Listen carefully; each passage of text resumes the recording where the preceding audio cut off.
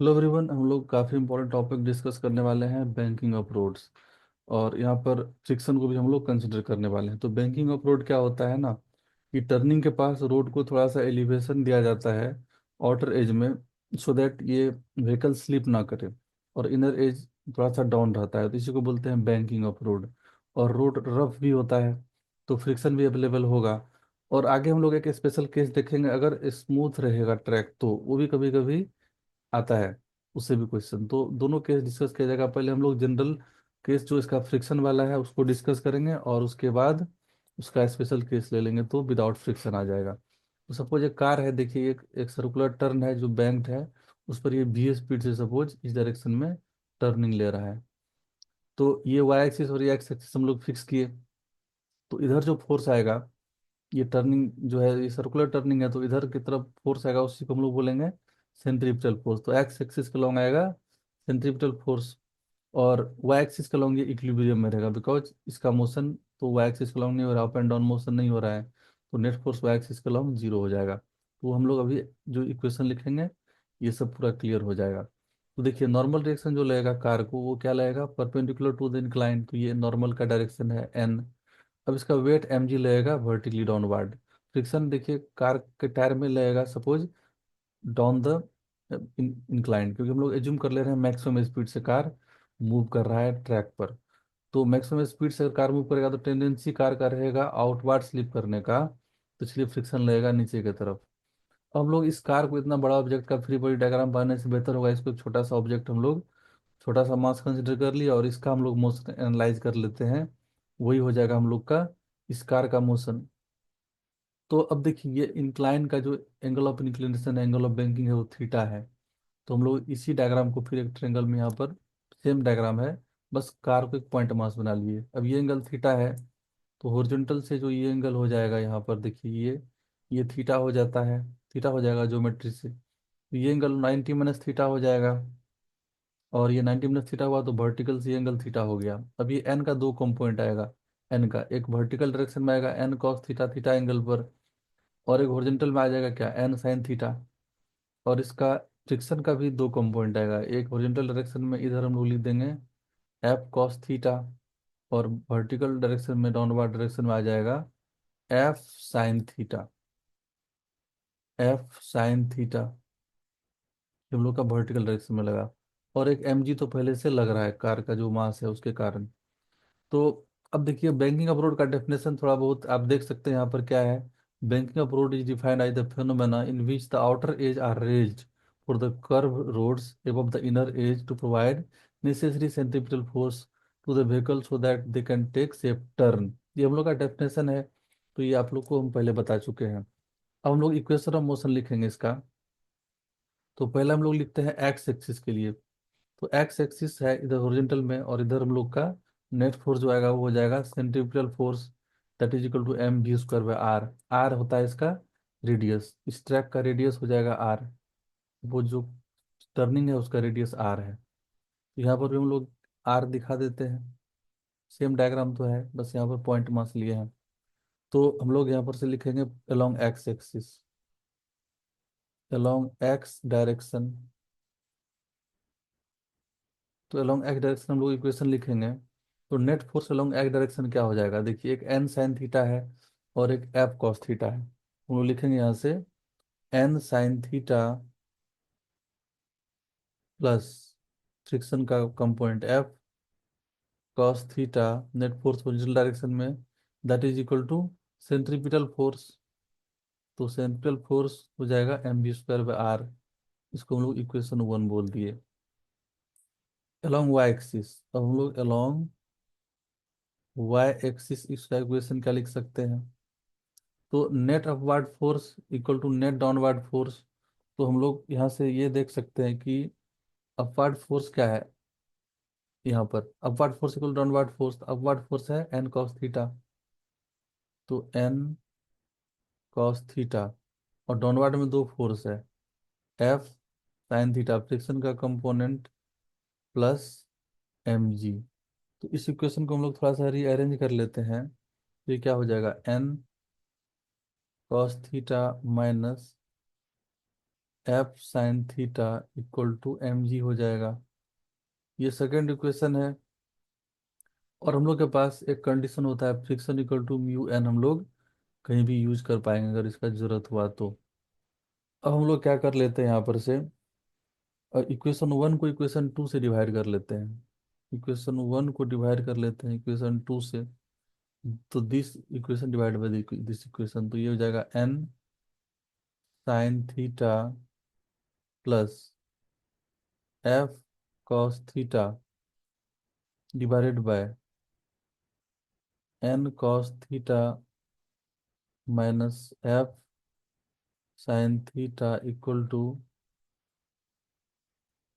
M B square by R divided by M G. तो अभी हम लोग को यहाँ से आ जाएगा क्या, इसको हम लोग एम यहाँ से कैंसिल कर लेंगे, बोथ साइड हम लोग क्या कर लेते हैं कॉस थीटा से डिवाइड कर लेते हैं। ऊपर नीचे न्यूमरेटर और डिनोमिनेटर, इसको न्यूमरेटर को और डिनोमिनेटर को दोनों को कॉस थीटा से डिवाइड कर लेते हैं। तो ये N sine theta by cos theta plus F cos theta by cos theta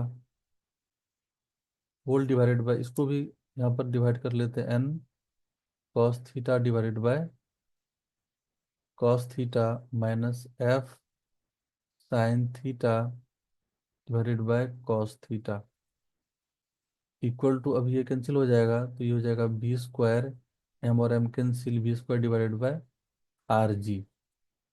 तो अब देखिए यहाँ पर से एन, यहाँ पर टेन थीटा हो जाएगा। एन हम लोग लिख सकते हैं यहाँ से, यहाँ पर N tan theta minus F, sorry plus है, एफ हो जाएगा यहाँ पर और नीचे में हो जाएगा हम लोग का N minus F tan theta equal to B square divided by R G. अब एफ को हम लोग म्यू एन ले लेते हैं, तो एफ का वैल्यू म्यू एन होगा, म्यू फ्रिक्शन कोफिशिएंट है।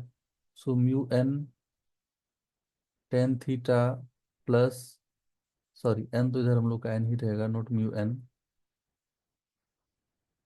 तो ये हम लोग का क्या रहेगा, N tan theta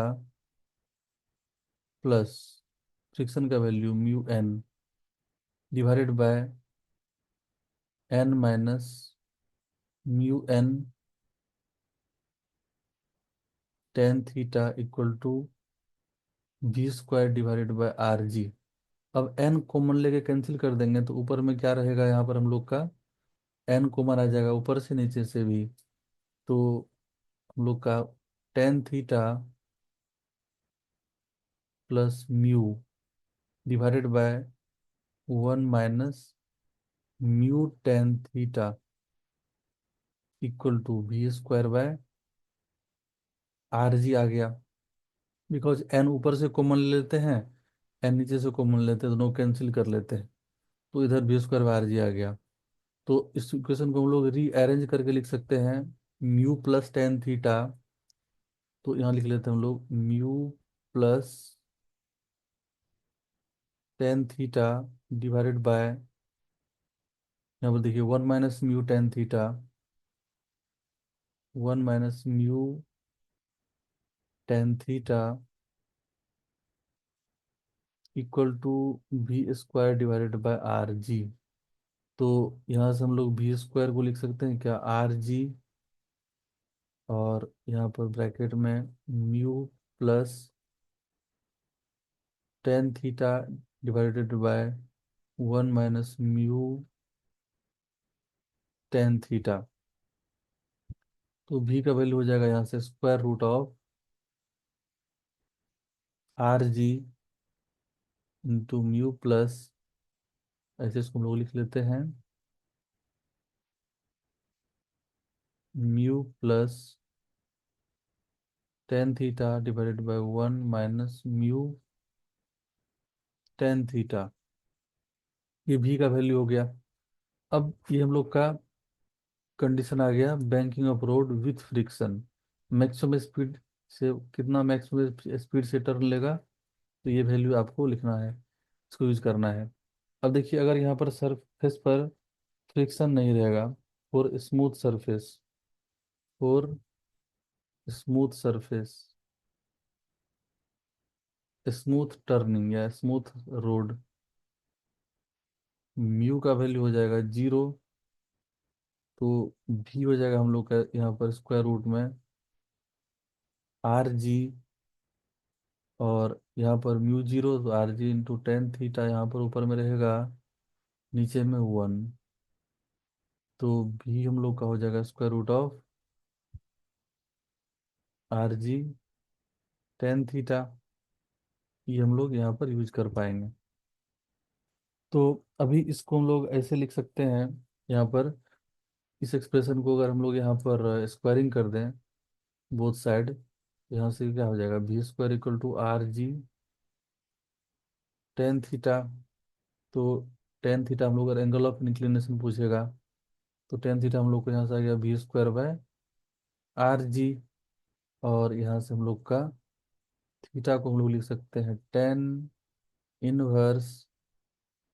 V² / RG। तो इतना एंगल होना चाहिए इंक्लिनेशन का, अगर फ्रिक्शन नहीं रहेगा तो, स्मूथ टर्निंग के लिए। तो आई होप ये डेरिवेशन सबको क्लियर हुआ होगा। और अगर कुछ डाउट है तो उसको कमेंट करना है, उसको हम क्लियर करेंगे। तो देखते हैं फिर नेक्स्ट डेरिवेशन में। और बहुत सारा वीडियो पहले से ऑलरेडी डेरिवेशंस का अपलोडेड है, तो आप लोग प्लेलिस्ट में जाके देख सकते हैं, वहाँ पर आपको बहुत सारा डेरिवेशंस मिलेगा। तो प्रैक्टिस करिए उसको, और जो भी आप लोग को प्रॉब्लम होता है कमेंट करिए, उस टॉपिक पर हम वीडियो फिर से लाएंगे।